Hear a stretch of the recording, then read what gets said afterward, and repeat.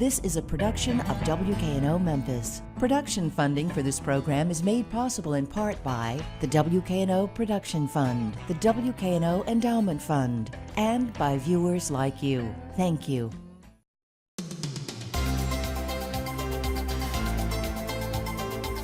Rich Karlsgaard is the publisher of Forbes, the world's most popular business and financial magazine. On this edition of Newsmakers, Karlsgaard sits down with Memphis Daily News publisher Eric Barnes to talk about what's ahead on the economic horizon and the challenges investors may face in the future. Rich, thanks for joining us. Glad to be here, Eric. Welcome to Memphis, I guess I should say first. We'll get to Memphis in a bit, but I want to start broadly with, you write a lot about innovation in business, and just what are some of the most innovative companies you see right now out there and why? Well, one of the great innovative companies is right here in Memphis, FedEx, and this sort of points out that some of the greatest companies are created during economic turmoil. The decade of the 1970s was a lot like we're going through right now. It was a decade in which there was a national loss of confidence, turbulent stock markets, asset prices up one day and down the next, political turmoil and indecision and paralysis in Washington. And out of that crummy economic decade of the 1970s, you got FedEx, started in Little Rock, moved to Memphis, of course, in '73, Southwest Airlines in 1971, Microsoft '75, Apple '76, Genentech '76, Oracle '77. And so, when these economies are being remade, the best way to look at what we're going through right now is that after the Great Recession, we're going through a great reset. And we're not going back to the way things were in 2006 or 2007. We're reinventing a lot of things. And so a lot of new business models are working today, and older business models suddenly find themselves in trouble.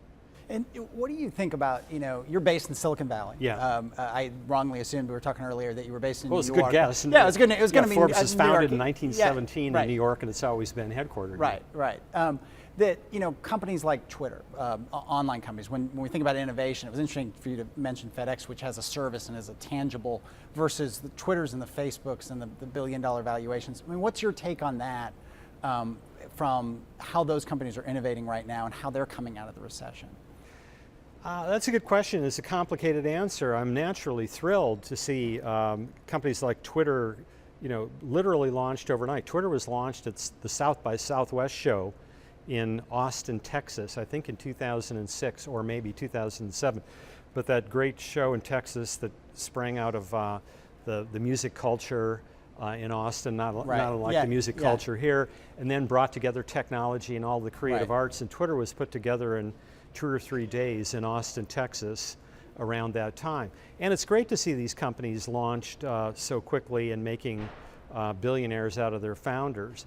The troubling aspect is that it seems like almost all the innovation and all the capital has gone, over the last 20 years, has gone into what I would call the algorithmic industries.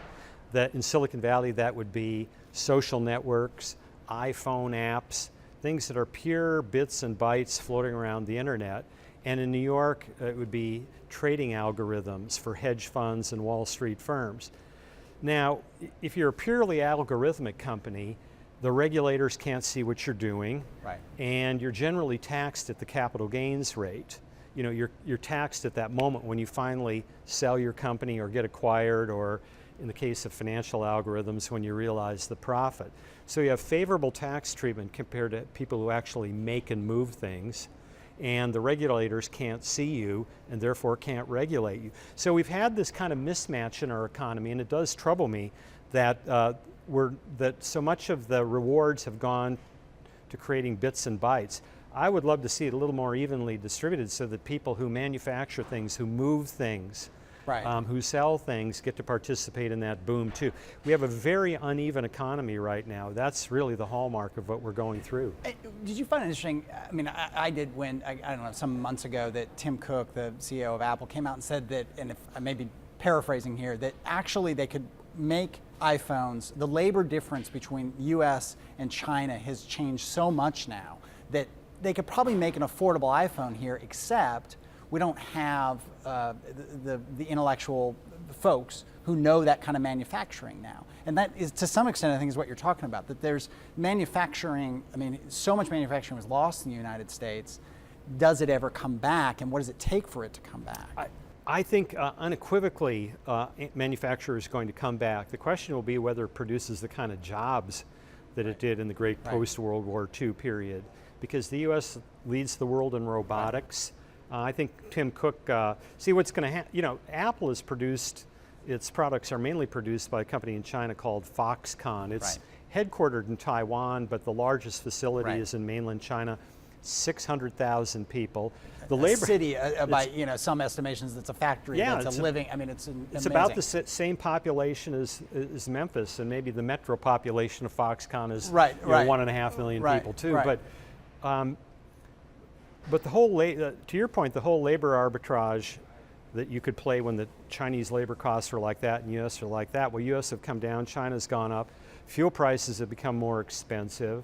I would argue the world has become geopolitically less stable than it was. So all the argument for just automatically outsourcing things now begins to reverse, particularly that we have such great robotics in the United States. 3D manufacturing is going to be a game changer.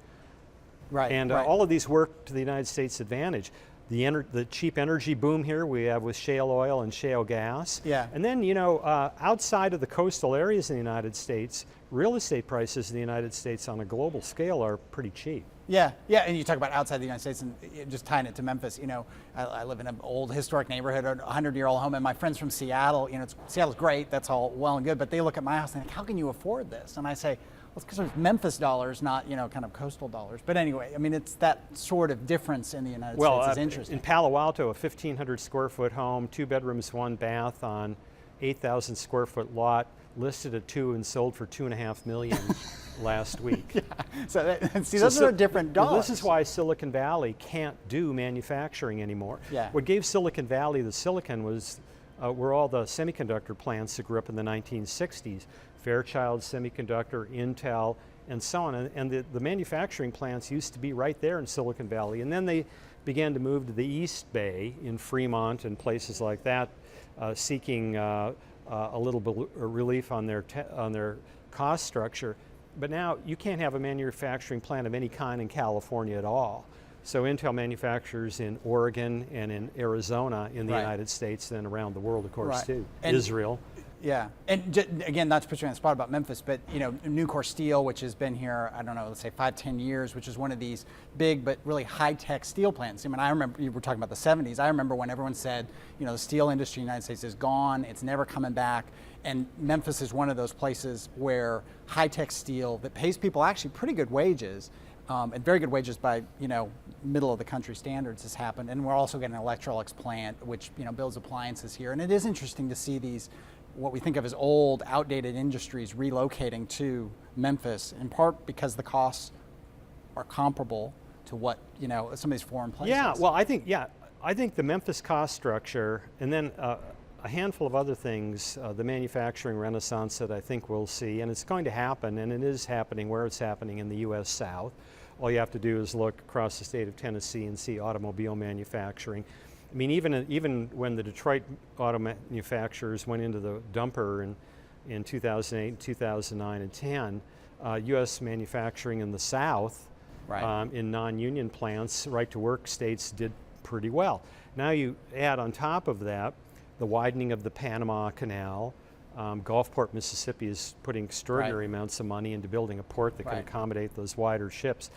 The whole I-29 corridor from north to south, from Fargo, North Dakota through Sioux Falls and Omaha and on south, is a very important artery of commerce in the United States. So Memphis has this interesting position, of being, as Fred Smith discovered, of being kind of the population center of the United States, and both these east and west and north and south corridors. And I'm going to forget the name of one of the big rail companies that opened a huge terminal here some years ago, and they flew one of our reporters out to Canada. What is a big boondoggle? Well, no, what they want to do is make the point that actually the distance between Vancouver, Canada and Memphis is not very much by rail standards, and you've got all that Asian, stuff coming in, those goods coming in through Canada and hitting here and then getting out on trucks. And so it is an interesting way in which, Memphis is a small town. People don't think of it as a international city at all, and yet because of things like FedEx and rail and so on, when you look at all cities are becoming international. When you look at the rise and fall of cities in the United States, in any given 5-year period, you don't see a lot of motion. But when you look at a generation or two, you see extraordinary change. I mean, the Memphis Grizzlies are headed toward the NBA playoffs. Yeah. Look at the roster of NBA teams in the 1950s. You know, Rochester, New York, Syracuse, the Syracuse Nationals. Yeah. What were some other ones in Ohio and Pennsylvania that is impossible to imagine? Yeah. We talk about all these industries, we talked about workers, and I believe in one of your recent columns about community colleges. And you made a point, and people around here have made that point, that I'll paraphrase and you expand, that in some ways a degree, and you joked about yourself that your degree, I believe from Stanford, was wasted on you in some ways. It was the wrong degree, it took you in the wrong direction, and you kind of parlayed that into thinking that a lot of kids don't need to go and spend a ton of money on a high-end degree. What they need are skills that they could get at a community college level. Is that a fair summary of your argument? Yeah, that's a nice summation of my argument. I think America has gone down a bad path in which we don't honor the late bloomer. It used to be that the late bloomer had a lot of cachet in our culture. You'd remember stories of Michael Jordan had to play for the junior varsity on his high school basketball team when he was a sophomore. Harlan Sanders didn't start Kentucky Fried Chicken until he was 65. One of my heroes, Bill Walsh, the football coach, didn't have his first head coaching job until he was 46. But it seems like in the popular culture today, it's all about the Mark Zuckerbergs and people who become billionaires before they're age 30. And there's tremendous pressure that ripples through families on trying to get into the right college, and that then ripples through high school and junior high and even the kind of grade schools that kids go to, which is really ridiculous when you think about it, because we're all living longer lives thanks to improved medicine and nutrition and so forth. So what are we going to do to prepare for a lifetime of learning and get a reasonable return on investment for the money that we spend in education? Private colleges are hideously expensive, and even public universities can cost $20,000 or $30,000 a year all in. Right. And many if you're lucky. If you're lucky. And many of them don't provide anything like a return on investment, particularly in a struggling economy today. So that's the situation we have now. Coming down the pike are these online universities. The acronym is MOOC, Massively Open Online Colleges. Mm-hmm. 2 Stanford professors have been each funded to the tune of $20 million in private venture capital to start 2 of them. One is called Udacity, and one is called Coursera.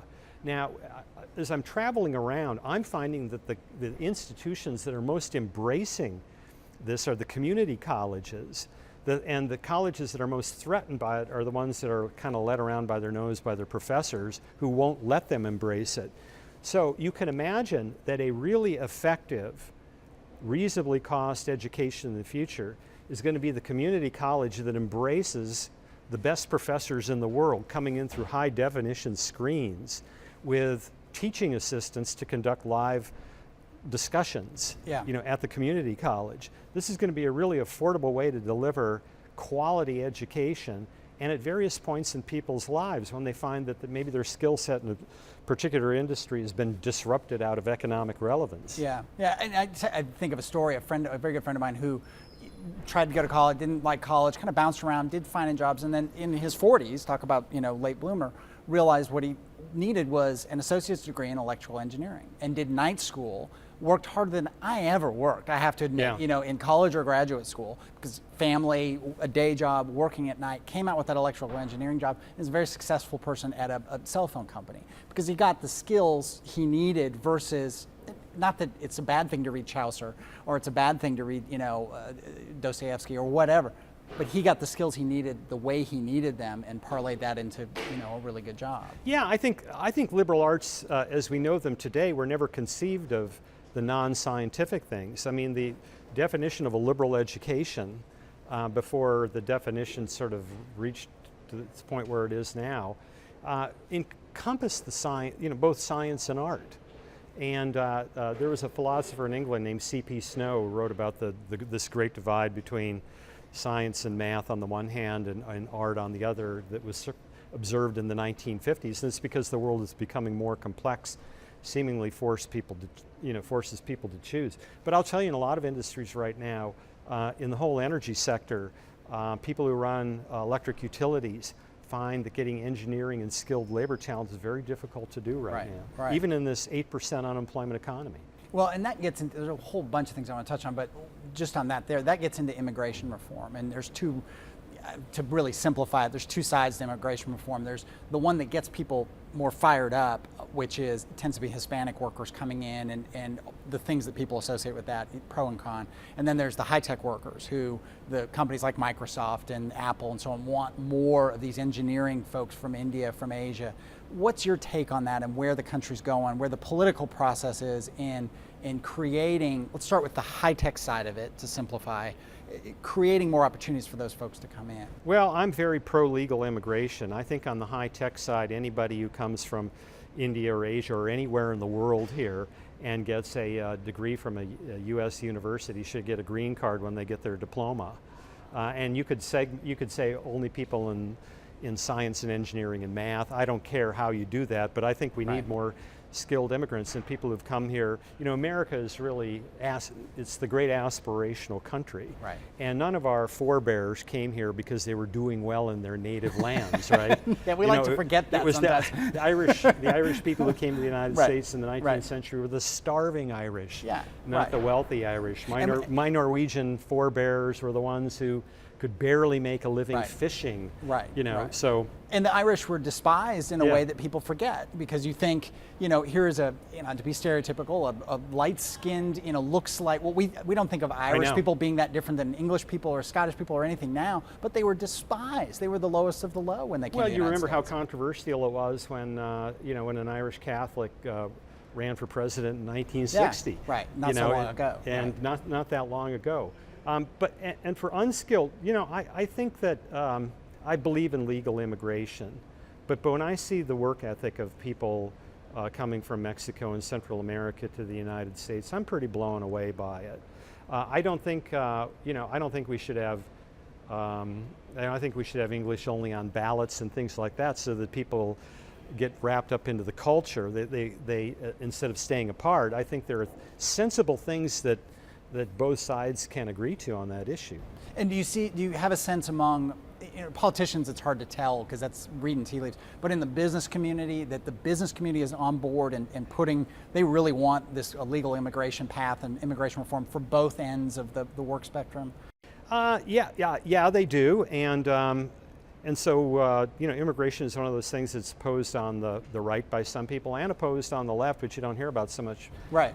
But people who are both environmentalists who don't want population growth, those kinds of environmentalists, and certain people in the labor movement don't want the competition. Yeah. But you know what? We have a Social Security bomb that is going to hit us. My own view is that if we don't go from 250 or 60 million people to 300 to 400 million people, we're simply not going to have enough workers to support the people on Social Security. Well, and that's what people have made very interesting points to that effect about Japan, which is a very affluent country, very little poverty, obviously a high-tech country, lots of positive things, but their birth rate has been so low, by call it necessity, that it's a ticking time bomb. Who's going to take care of all those people? People even say it about China, that eventually the one-child plan in China will get the whole workforce and the social safety net out of whack. So it is interesting. The United States, if we go back to an immigration from a pure numbers point of view, it is helpful in the grand scheme of things.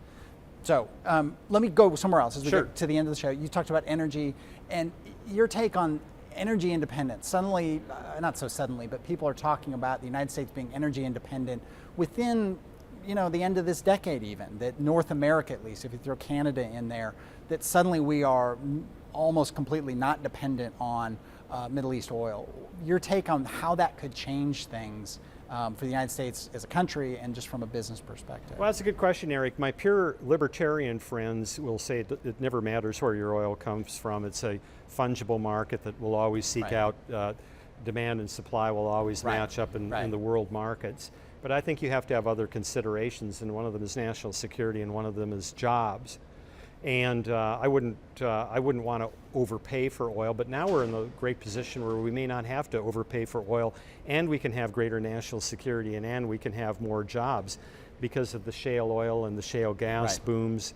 Where I was born and raised in North Dakota, and in the western half of the state, it just turns out to be a sea of oil. It's hard to get to. It's called the Bakken Reserve, and oil has to be at about $60 a barrel before it makes sense to go get it, but with the technology of horizontal drilling and fracking, you can go get this.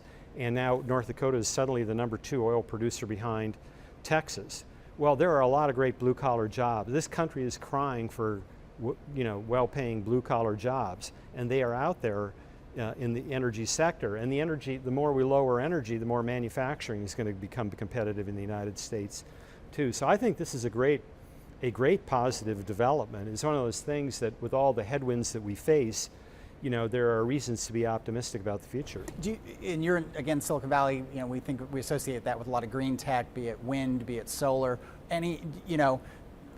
Solar sometimes seems like that thing that, it's just always a decade away, and it never quite gets there. But then on the other hand, you go to wind, and I think it's Iowa where 20% or something of their electricity is now coming from wind, and not a green, liberal kind of community of what we think of, when we think of Iowa. What's your take on green energy when you think about Silicon Valley? Well, the Silicon Valley view, you have to realize that Silicon Valley grew rich because of a phenomenon called Moore's Law. Gordon Moore, one of the founders of Intel, way back in 1965, actually before the founding of Intel, observed that semiconductors get twice as good at the same price point. That's a little loose interpretation of what he said. But everything doubles at the same price point every 1.5 to 2 years, and consequently on the other end, everything gets cheaper by a factor of 30 to 50% per year at the same performance point. So we in Silicon Valley live in a world where we think that rate of progress should apply everywhere. Planes aren't getting better at that rate. Automobiles aren't getting better at that rate. The world of atoms is different than the world of bits. And so when you get to energy, it's how much can be driven by bits and how much is sort of locked into the world of atoms. And I think the Silicon Valley, maybe it's been overly optimistic that solar panels, because they're manufactured like semiconductor chips, can behave like Moore's Law in their rate of improvement, and they just haven't been able to. They're improving, but they're improving at marginal rates. Over time, sure, it makes a big difference, but over time, who knows? I mean, solar energy directly from captured directly, in different ways rather than solar panels, space-based solar. Capturing the sun's energy in space and transmitting it down. I mean, the Defense Department is thinking about things like that, but these are 1 or 2 human generations away. A quick thing, we're sitting here, journalism. From a business point of view, from a national level, I know from a local level, a huge sea change in the business model and everything about it. Are you still optimistic about the future of print, whatever print means, because it doesn't always mean printed paper, but the printed word? I mean, how is Forbes, and what's your take on the future? Well, we went from being almost obscenely profitable in the 80s and 90s. Remember, Malcolm. When Malcolm Forbes was alive, Malcolm had 727. He had castles around the world. He owned islands. Such were the profit margins in the magazine industry. Then we were hit by the first internet disruption wave in the late 90s and early 2000s, coupled with the recession, and then an even greater disruption wave and an even greater recession in 2007 through 2009. Consequently, in 2009, our company lost money. We had to really pull up our bootstraps and make some profound changes. Forbes.com is on a different path, a better path. It's a contributor model. The editors at Forbes now get paid for recruiting really bright people across an array of industries and subjects and bringing those people. We now have 1,200 contributors at Forbes.com. Some are paid, most are not, but they're all smart. They've all been recruited and invited into our network. And this model has worked out really well for us. We have been able to triple our unique visits per month over the last 2 years, Right. going from, quadruple, going from 12 million to 48 million in March. The magazine is making a comeback too. We were fortunate that we were not a News Weekly. The two kinds of publications that have been hit hardest, of course, have been newspapers and news weeklies. Newsweek sold for a song and is now online, and Business Week sold for a cup of coffee to Bloomberg, and newspapers highly dependent on classified ads really got whacked too. Yeah. The big national dailies, if you think of them that way, the New York Times, the Wall Street Journal, and USA Today are doing pretty well. Then you've got super regional papers like the LA Times and the Washington Post that are doing okay. Yeah. But it's, it's a different day, to be sure. And we just a minute left, and Yeah, you, I don't you think Charles Foster Kane, that's going to. I don't think you're not William Randolph Yeah, Hearst, right. the real Charles Foster Kane, is not going to build a castle anymore. It's not going to build a castle. Yeah. And you talked before the show about Silicon Valley hiring journalists in 30 seconds. Why is that? Yeah, this has been an interesting development if you're a journalist that happens to be watching this, that companies have all awoken to the fact that they're in the content business. FedEx is in the content business, Apple's in the content business. They want to create stories around their brand, and they're hiring filmmakers and journalists like you wouldn't believe. Well, that's good news for the people watching. Yeah. When I talk to students in journalism, I think, oh, there's a great future, but maybe there really is. Rich Karlgaard, thanks for joining us. Thank you, Eric. And thank you for joining us. Good night.